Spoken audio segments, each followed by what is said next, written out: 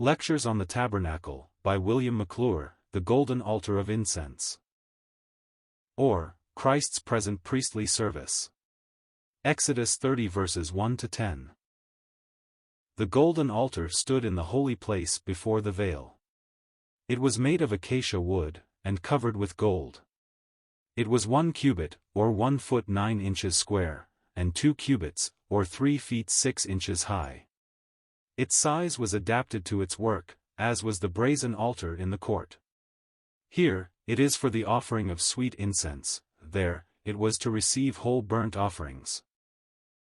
In connection with the golden altar we have another of what we might call incidental proofs of the inspiration of the Bible. In its order in the tabernacle, we should have looked for this altar right after the ark and mercy seat, but instead of that it is not spoken about among the golden vessels at all. This looks like an oversight, but we know that there is no such thing in the Word of God. No, this is one of the wondrous perfections of the Word.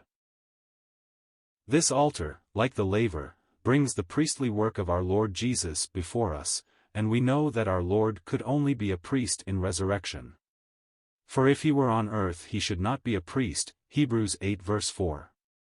So God kept back this altar until we had the brazen altar, which is Christ in death, and the 2 chapters about the priest, chapters 28 and 29, then we get this altar. But there is something more. Not only have we instructions about the golden altar withheld until we had what spoke of death and resurrection, but we find the brazen altar again brought in right at the close of chapter 29, and this altar immediately brought in. Do we not see here, how that God desires we should see the very intimate relationship which exists between the 2 altars? And the peace and rest of the believer depends on seeing the work of both. The brazen altar, Christ on the cross for us; the golden altar, Christ in glory for us. In the material of this altar, God brings again before our hearts our glorious Lord, and surely there is need for this. We cannot be reminded too often that our acceptance rests upon no mere creature, for the gold proclaims his deity. And the wood tells out a truth exceedingly sweet to our hearts, that Christ, who as man met all the consequences of our sins when he did the brazen altar work, is still man, and ever will be throughout eternity. The youngest believer in Christ should be made aware of the sad fact, that at the present the religious world is honeycombed with errors as to the person of Christ. As man, he bore the judgment of God for us; as man, he now represents us in heaven, and as man he is coming to receive us to himself, as we read in Acts 1 verse 11, this same Jesus, which is taken up from you into heaven, shall so come in like manner as ye have seen him go into heaven. To deny that he is coming back as a man as really as when he went away, is the mark of a deceiver. For many deceivers are entered into the world, even they that confess not that Jesus Christ cometh in the flesh. This is the deceiver and the Antichrist. 2 John 7. Revised Version. Thank God, in the golden altar we are reminded of the precious truth, that Christ as man is now maintaining our cause in heaven. The altar where no blood is shed. The word altar means a place of slaughter, but no slaughter takes place at the golden altar, for such sacrifices were forbidden at the golden altar. Ver. 9. But once in the year, on the Day of Atonement, the blood of the sin offering was put upon the horns of the golden altar, telling of sacrifice offered elsewhere, to which the blood on its horns is the witness. It is in this sense we sing. No blood no altar now, the sacrifice is o'er, no flame no smoke ascends on high, the Lamb is slain no more. As we see the priest putting the sweet-smelling incense on the golden altar, and the fragrant cloud fill the holy place, we get a faint shadow of what the presence of Christ in the glory means. On the cross bearing the judgment of sin and suffering the hiding of the face of God, dying alone outside the camp, in the place of the sin offering. Now as the golden altar, filling heaven with the perpetual fragrance of the sacrifice of Calvary. Those hours of suffering and shame have yielded a rich return of glory.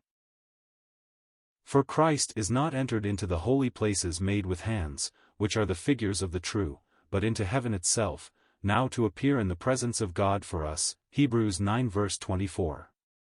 We have spoken of the intimate relationship between the two altars. The psalmist needed both in Psalm 84 verse 3, where the sense of the verse is, "The sparrow has found an house, and the swallow a nest where she may lay her young, but my soul, thine altars, O Lord of hosts, my King, and my God." In the brazen altar we get justification, Christ died for us. In the golden altar we get acceptance, Christ appearing in the presence of God for us. All that He is for us. What the Father thinks of Him, He thinks of us, for He hath made us accepted in the Beloved. Ephesians 1 verse 6. How this goes immensely beyond the beggarly thoughts of salvation which are entertained by most of the Lord's people. Not merely pardoned, but accepted in the Beloved. We could never imagine the Governor-General, when he had pardoned a man under the sentence of death for murder, getting a room ready for that man, and taking him home to be one of the family. If he or any other man ever did attempt to do such a thing, it would be good evidence that their mind was going. But what is unthinkable among men, that very thing God has done. He has pardoned poor sinners and then accepts them in Christ, so that the measure of Christ's acceptance is the measure of theirs. This is the story the golden altar tells out. The brazen altar was sheathed with brass, for it was the type of Him who endured the wrath of God against sin, and having put sin away, has satisfied the demands of the throne of God, and has come forth out of that wrath, which will abide eternally on those who reject Him as their Savior. The brazen altar had no crown, the golden altar has. On this golden altar no sacrifice is offered, for it speaks of one sacrifice for sins forever, Hebrews 10 verse 12. And it rebukes the blasphemy of those who profess to offer a real sacrifice for the living and the dead, when they perform the Massachusetts.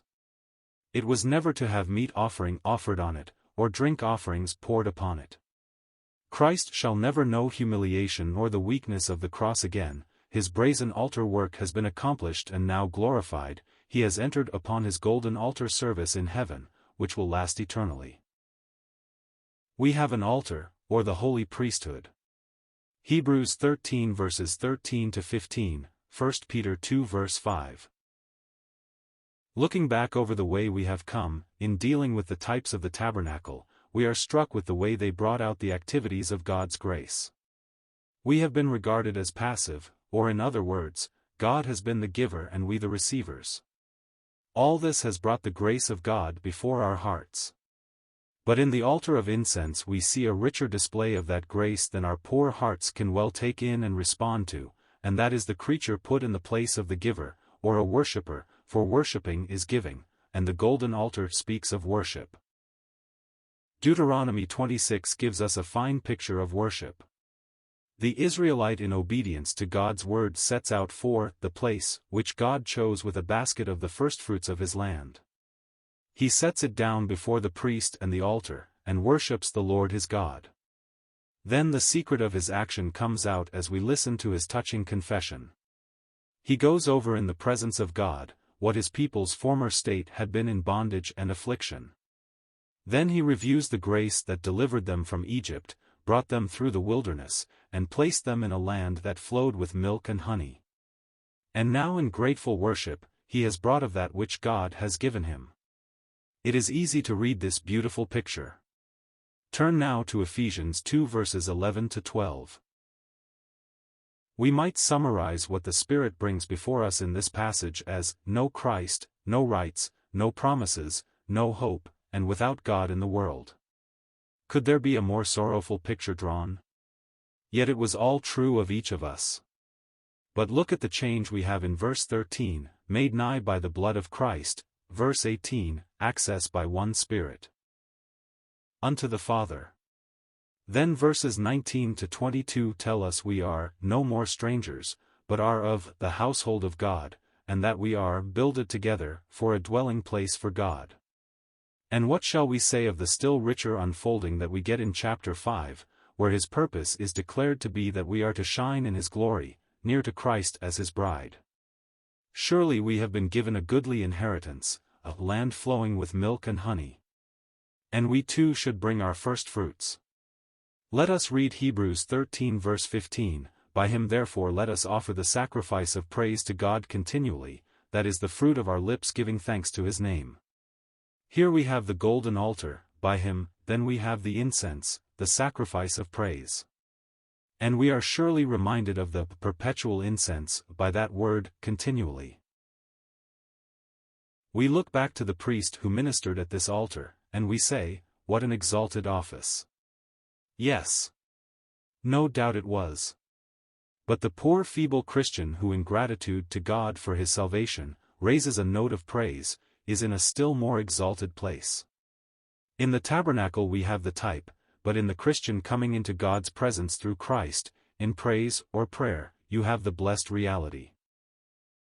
Whether in the quiet of the closet, or as one of an assembled company, when believers are stirred up to praise or prayer by the Holy Spirit, the name of Jesus ascends as fragrant incense before the Father. Need we wonder then that such exercise is well-pleasing to him? The singing may lack that which would make it melodious in the ear of man, but it is sweet unto God. The prayers might not, should not be, like those of one, of which it was said, that it was the most eloquent prayer ever offered to a Boston audience. Maybe much in the way it is presented is faulty, but when it passes through the hands of Christ, when it goes up from our golden altar, it is a sweet savor to God. To all our prayers and praises, Christ adds his sweet perfume, and love the censer raises their odors to consume. When the Israelite, as in Deuteronomy 16 verse 17, came with his worship to the place which God had chosen, we read, every man shall give as he is able, according to the blessing of the Lord thy God which he hath given thee. This is the rule according to which we, the altar at the door, should give to God our praises and thanksgivings, according to the blessing of the Lord thy God. Alas! How we have failed in this! As we think of the blessings which God has poured down upon us, and the very scant praise that has ascended to him from our hearts, we are reminded of a sight we have often seen, the Falls of Niagara. Over those falls there pours an immense volume of water, day and night, year in and year out. There may be seen rising above the falls a cloud of vapor, reflecting in the daytime the rainbow. That cloud of vapor is part of what pours down, but only an infinitesimal part of it. Do we not feel like owning that this makes it all the more like to our scanty worship? Ye shall offer no strange incense thereon. In John 4 verse 24, we read, God is a spirit, and they that worship him must worship him in spirit and in truth. And in Philippians 3 verse 3, Revised Version, for we are the circumcision, who worship by the Spirit of God, and glory in Christ Jesus, and have no confidence in the flesh. Nothing can be acceptable to God, save that which has been produced by the Holy Spirit. No unsaved sinner can praise God. Some may be gifted with a voice of matchless richness, and this may be cultivated to the very utmost degree, and as they sing before the congregation, the people may be thrilled. Yet for God there is sweeter music in the song of some poor old saint with a cracked voice, who never did understand the first things as to time and tune, but whose heart is full of gratitude and praise. Just as the fire from the brazen altar caused the incense to ascend on the golden altar, so do God's saints catch their inspiration to praise from the cross of Calvary. And let me say that if this is not the inspiration, then it is strange incense which the believer is offering, and not worship by the Spirit. Strange fire, or worship not kindled at Calvary. In Leviticus 10 we have the sad account of Nadab and Abihu, two sons of Aaron, who offered strange fire unto the Lord, and were judged for their sin. From the prohibition of wine, which comes immediately afterward, we may surely infer that they had been under its influence when they went in before the Lord. And in this is there not a lesson of deep and solemn import? Wine was forbidden the Nazirite, and it is forbidden the priest here in the exercise of his sacred office. Wine, as we know, excites those under its influence, producing an unreal courage, joy, enthusiasm, or religious fervor, just according to the character of the individual, who is controlled with the intoxication. The type should not be difficult to read. God will not have from his own, that which is only the activity of the flesh under some natural stimulus. The spell of sacerdotal surroundings, artistic church music, and human eloquence, all of which appeal to the sentimental, in those who never learned their need of Christ or cared to know Him as their Savior, has led many a true child of God to mistake strange fire for the fire of the altar. As we stand before this golden altar, may we not hear those words, "Ye also as lively stones are built up a spiritual house, an holy priesthood to offer up spiritual sacrifices, acceptable to God by Jesus Christ," 1 Peter 2 verse 5. This surely sets before us the believer in his highest character. How shall we sustain it worthily? Let us again briefly look at the way by which we came here. In the brazen altar we see the question of sin settled, God glorified, and we who once were afar off, made nigh. In the laver we saw the work of Christ cleansing from the daily defilement contracted in our walk down here, and so fitting us for the presence of God in holy worship and adoration. In the lampstand we have the Holy Spirit using the Word of God to unfold to us the beauties and glories of Christ, thus leading us into the fuller knowledge of His will. Then comes the table with its rich provision, and the desire of our blessed God that we may enjoy to the full what He has spread before us, saying, "Eat, O friends, drink, yet drink abundantly, O beloved." Thus surely we are ready to worship, as we read in Deuteronomy 8 verse 10, "When thou hast eaten and art full, then thou shalt bless the Lord thy God." Again in Psalm 22 verse 29, "All they that be fat upon the earth shall eat and worship." Worship flows from a heart satisfied with Christ. It is the overflowing of such an heart. If such is not the state of the believer's soul, God gets nothing. Many a meeting is very barren of worship, though there may be a lot of hymn singing. And the cause is, the hearts of God's people are not happy in conscious fellowship with Him. May God help us to use our golden altar to His glory.